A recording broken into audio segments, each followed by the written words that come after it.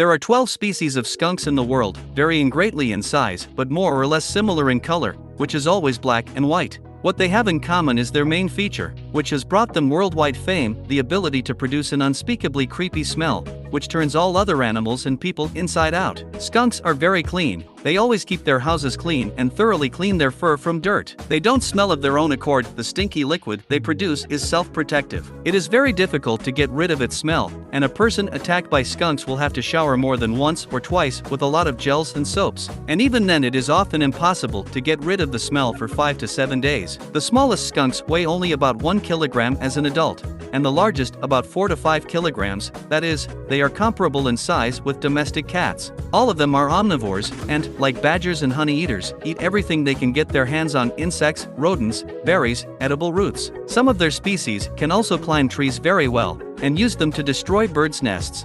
All skunks are found only in South and North America, with the exception of the stinky badger family. Despite the name, these animals, which live in Indonesia and the Philippines, are also referred to as skunks. It's just that they used to be classified as badgers, and after the classification was revised, the name was not changed. Skunks are not aggressive, they don't fight each other and simply prefer to avoid encounters with large animals that may pose a threat to them. Only males fight with each other, and only during the breeding season, and their fights practically never result in injuries or death. Inhabiting areas with cold winters, skunks begin to accumulate fat reserves already in autumn.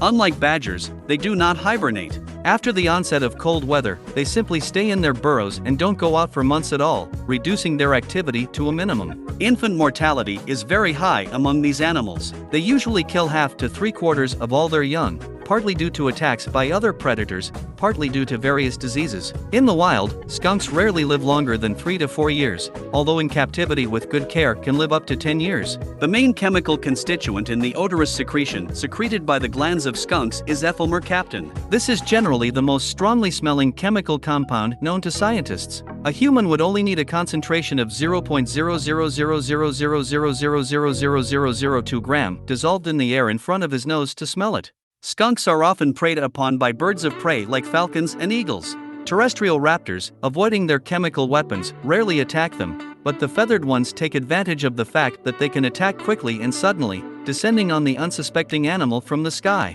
Once in the USA, several skunks snuck into a textile factory and caused nearly $1 million worth of damage to the owners. Frightened by unfamiliar surroundings, the animals began to emit their foul-smelling scent, and it was impossible to wash clothes from them. The smell was never completely removed. The pile of finished products had to be disposed of, and the animals were caught by employees of a special service, which then released them back into the